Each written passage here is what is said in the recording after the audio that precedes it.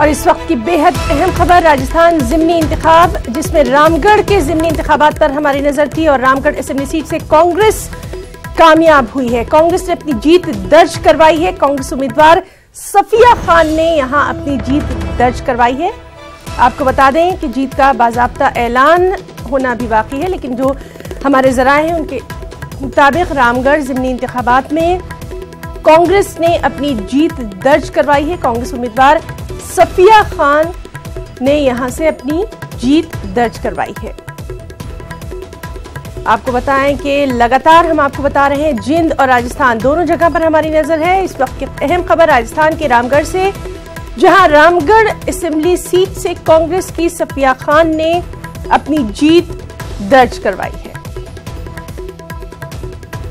तो बेहद अहम खबर, रामगढ़ ज़िमनी इंतखाबात, रामगढ़ असेंबली सीट से कांग्रेस की जीत हुई है और कांग्रेस उम्मीदवार सफिया खान ने यहां पर अपनी जीत का परचम लहराया है।